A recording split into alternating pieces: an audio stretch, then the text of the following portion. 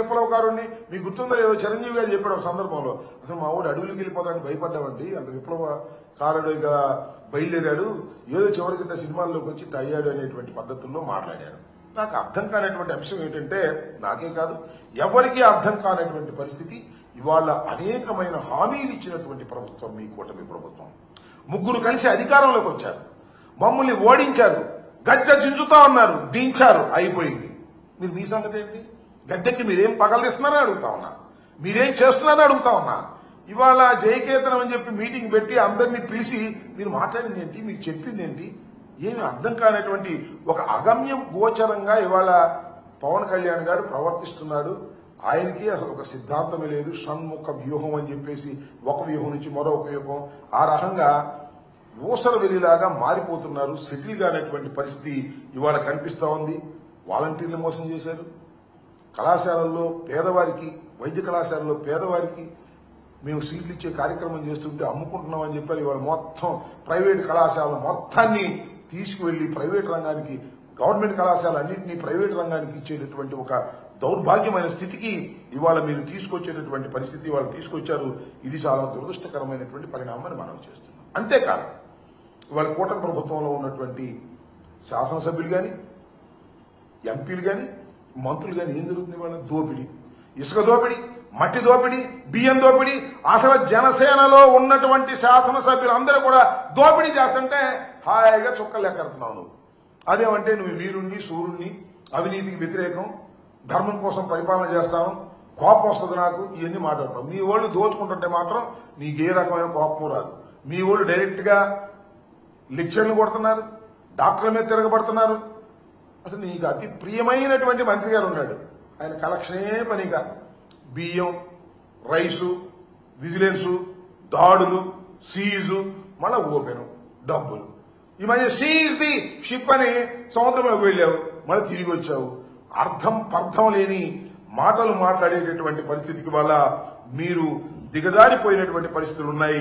అసలు మీ సిద్ధాంతం ఏంటో, మీ పరిస్థితి ఏంటో మీకే తెలియని పరిస్థితుల్లో మీరున్నారనేది ఇక్కడ నేను చాలా స్పష్టంగా చెప్పదలుచుకున్నాను.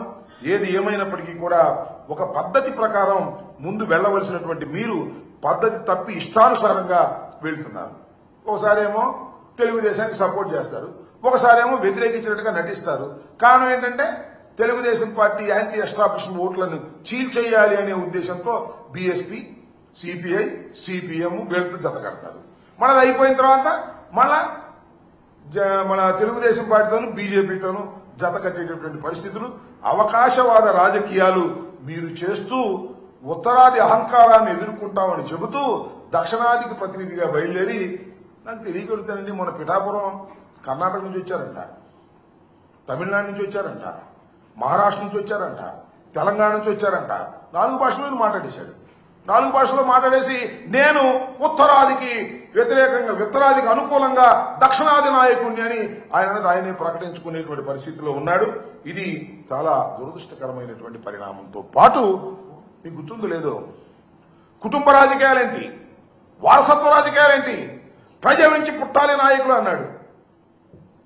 నాకు అర్థం కాల, ఎక్కడి నుంచి ఒకటి పుట్టారని ఎవరు?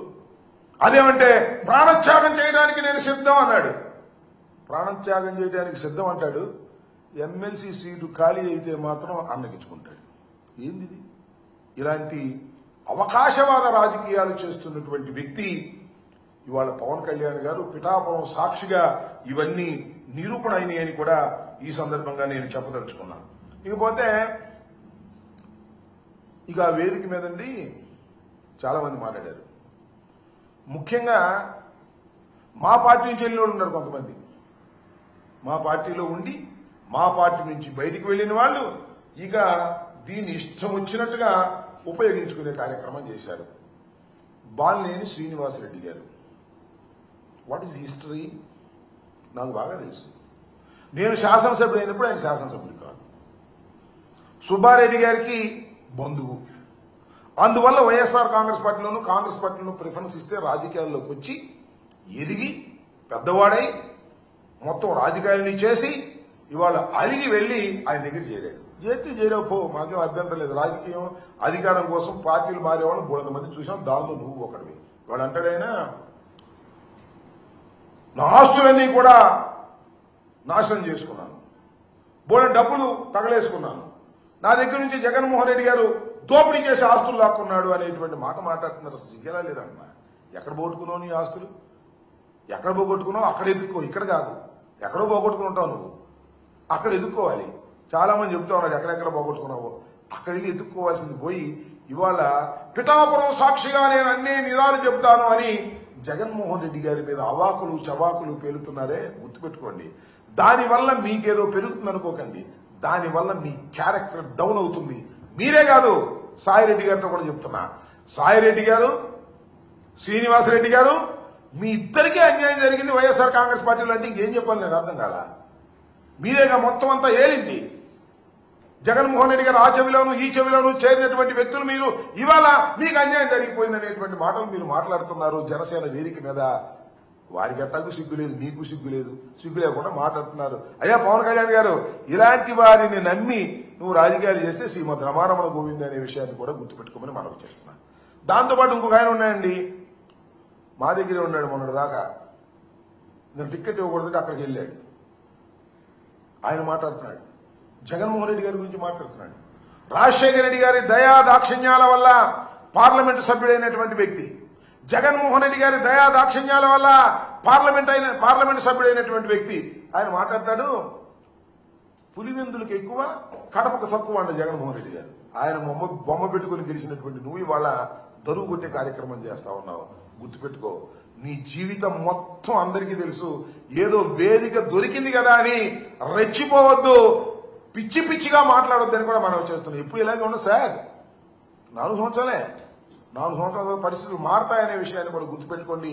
ఇష్టం వచ్చినట్టు మాట్లాడి ఇక్కడేమో దరువు కొట్టడం, అక్కడికి వెళ్ళి ఎర్ర కండవా వేసుకొని ఇష్టం వచ్చినట్టు పవన్ కళ్యాణ్ గారి దగ్గర మాట్లాడేటటువంటి దుర్మార్గమైన రాజకీయాలు దయచేసి చేయొద్దు. అలా చేశారా మీకు భవిష్యత్తులో నూకలు మిగలవని కూడా ఈ సందర్భంగా నేను చెప్పదలుచుకున్నాను. ఈ పోతే ఇంకొక ఆయన ఉన్నాడు, కొత్తగా అయ్యాడు ఎమ్మెల్సీగా, నాగబాబు గారు. ఆయన జగన్మోహన్ రెడ్డి గారి గురించి మాట్లాడుతున్నాడు. జగన్మోహన్ రెడ్డి గారు కామెడియన్ అంట. మరి ఈయనేంటో నాకు అర్థం కాల. అయ్యా, నువ్వు, మీ అన్న, మీ తమ్ముడు ముగ్గురు రాజకీయాల్లోకి వచ్చారు. మీ అన్న అట్ట చేసి కాంగ్రెస్ చేరి కేంద్ర మంత్రి అయ్యాడు.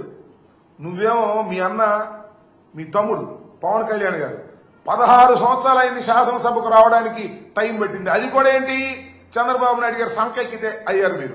ఆ తర్వాత మీకు ఒక ఎమ్మెల్సీ వచ్చింది, ఓకే బాగానే ఉంది. జగన్మోహన్ రెడ్డి గారితో పోలుస్తారంటే, జగన్మోహన్ రెడ్డి గారు వీరోచితంగా పోరాడినటువంటి వ్యక్తి, జగన్మోహన్ రెడ్డి గారు ఢిల్లీ కోటని పగలగొట్టినటువంటి వ్యక్తి, పార్టీ పెట్టిన 10 సంవత్సరాలకే శాసనసభ్యుడిగా కాదు ముఖ్యమంత్రిగా అయి ఈ రాష్ట్రాన్ని 5 సంవత్సరాలు పరిపాలించినటువంటి వ్యక్తి. ఆయన తండ్రికి గాని ఆయనకు గాని భగవంతుడి దయ వల్ల ప్రజల ఆశీస్సుల వల్ల ఓటమి ఎరుగని ధీరులని మనం చేస్తున్నా. వాళ్ళతో పోల్చుకుంటారండి మీరు, నాకు అర్థం కాల. మీరేదో ఇంకో మాట అన్నాడండి ఎవరు ఒక ఆయన, జగన్మోహన్ రెడ్డి గారంట రాజశేఖర రెడ్డి గారు కొడుకు కాకపోతే ఏమయ్యేవాడు, ముఖ్యమంత్రి అయ్యేవాడు అంటున్నాడు. నాకు తెలియగలుగుతానండి, చిరంజీవి గారు తమ్ముడు కాబట్టి మీరేంటి మీ పరిస్థితి? చిరంజీవి గారు మంచి సూపర్ హీరో అయ్యి, అది కూడా అల్లు రామలింగయ్య గారితో వియ్యం పొందిన తరువాత మంచి నటుడుగా పేరు ప్రఖ్యాతులు చేర్చుకున్నాడు. ఆ తర్వాత మీరిద్దరు కూడా ఆయన పేరు పట్టుకుని ముందుకెళ్లారు. మీరు ఇలాంటి మాట్లాడతారని నాకు అర్థం కాలేదు. రాజశేఖర రెడ్డి గారు గాని జగన్మోహన్ రెడ్డి గారు గాని అత్యంత ప్రజాదరణ కలిగినటువంటి నాయకులు. అత్యంత ప్రజాదరణ ఎలా వచ్చింది? ప్రజలకు సేవ చేయడం ద్వారా వచ్చింది తప్ప సినిమాలో నటించడం ద్వారా వచ్చినటువంటిది కాదు అనేది కాస్త అన్నదమ్ములు ఇద్దరు తెలుసుకుంటే మంచిదని మనం చేస్తున్నా. ఇవాళ నాగబాబు గారు రెచ్చిపోయి మాట్లాడుతూ ఉన్నాడు. పాపం ఆయన కూడా ఏదో అన్నాడు, ఈయనకి టికెట్ ఇచ్చి వెళ్ళిపోయిన ఆయన కూడా ఏదో అన్నాడు తెలుగుదేశం ఆయన్ని. ఇలా పిచ్చి పిచ్చిగా మాట్లాడడం వల్ల ఏమీ ఉపయోగం లేదు.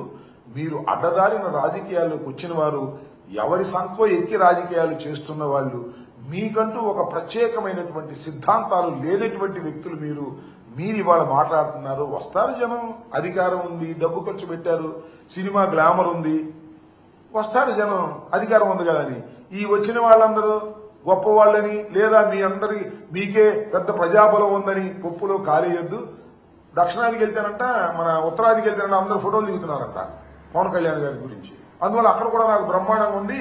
ఈ షణ్ముఖ వ్యూహంలో నేను ముందుకెళ్ళిపోతాను, దక్షిణాది మొత్తం నాదే అనుకుంటాడు. అక్కడికి వెళ్ళిన ఫోటోలు దిగుతారు సినిమా యాక్టర్ అందరూ. ఎక్కడికి వెళ్తే ఏమంటే ఫోటో అన్నీ అంటారు. ఇక నీ అభిమానులు అయిపోతారా? నీ రాజకీయాలు ఫాలో అయిపోతారా? గుర్తుపెట్టుకోమని మనవి చేస్తున్నా. ఈ విధంగా పవన్ కళ్యాణ్ గారు జనసేన పార్టీ దశ దిశ లేకోకుండా నిన్న నిర్వహించినటువంటి ఈ జయకేతనం జనం బాగా వచ్చారని అంటున్నారు. చివరిలో పవన్ కళ్యాణ్ గారు మాట్లాడేటప్పుడు వెళ్ళిపోయారని కూడా అంటారు. ఇసుగు పుట్టేది ఏమి లేదు, ఇసుగు పుట్టి వెళ్ళిపోయారు. కాబట్టి మీరు ఏదైతే చెప్పాలని ప్రజలకు అనుకున్నారో అది చెప్పలేకపోయారు. కారణం ఏంటంటే మీ దగ్గర సరుకు లేదు. కేవలం చంద్రబాబు నాయుడు గారికి భజన చేసేటటువంటి కార్యక్రమం, చంద్రబాబు నాయుడు గారి భజన బృందంగానే మీరు తయారయ్యేది నిజమైనటువంటిది. దాన్ని ప్రజలు గమనిస్తున్నారు. ఇవాళ కావచ్చు రేపు కావచ్చు గమనిస్తారు. కాపులు కూడా గమనిస్తారు. అయ్యా కాపులందరూ అనుకుంటున్నారు ఎవడో ఒక మా కులంలో ముఖ్యమంత్రి అయితే బాగుంది అనుకుంటున్నారు. అదేదో పవన్ కళ్యాణ్ గారి ద్వారా అవుతుందేమో అనుకుంటున్నారు. పవన్ కళ్యాణ్ గారి ద్వారా అయ్యేటటువంటి శక్తి పవన్ కళ్యాణ్ గారికి లేదు అనే విషయాన్ని మీరు నిదానంగా తెలుసుకుంటారు. సినిమా క్లైమాక్స్ లో తెలిసింది ఆయన పనిచేయడానికి రాలేదు. కేవలం చంద్రబాబు నాయుడు గారికి ఊడిగం చేయడానికి, కాపులందరినీ కట్టగట్టుకుని తీసుకువెళ్లి చంద్రబాబు నాయుడు గారికి అప్పజెప్పడానికి మాత్రమే ఆయన రాజకీయ పార్టీ పెట్టి నడుపుతున్నారనే విషయాన్ని ముఖ్యంగా పిఠాపురం తాలూకా ప్రజలు నేర్చుకోవాలి, తెలుసుకోవాలని ఈ సందర్భంగా నేను చెప్పదలుచుకున్నాను.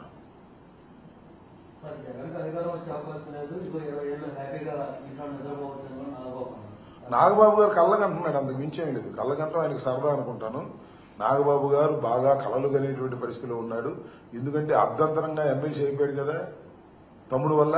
అందువల్ల అందరూ కూడా ఎవరు అధికారంలోకి రారు, మేమే 30 సంవత్సరాలు ఉంటాం, మేమే 20 సంవత్సరాలు ఉంటాం అనేటువంటి కలలు నాగబాబు గారు కంటున్నారు. ఆ కలలన్నీ కూడా కలలవుతాయి. ఆయనే తెలుసుకుంటాడు. రాబోయే కాలం ఇప్పటికే ప్రజా వ్యతిరేకత పెరిగింది. అసలు పవన్ కళ్యాణ్ గారు అనే వ్యక్తి చాలా నిస్వార్థ జీవి, ప్రజల కోసం పోరాడతాడు అని బిల్డప్ ఇచ్చారు. నీకు ఎమ్మెల్సీ ఉండగానే అర్థమైపోయింది ఆయన ప్రజల కోసం పోరాడే మనిషి కాదని, కుటుంబం కోసం పోరాడే మనిషి అని. కాబట్టి బండారం బయటపడిపోతుంది, ప్రజలు గమనిస్తున్నారు.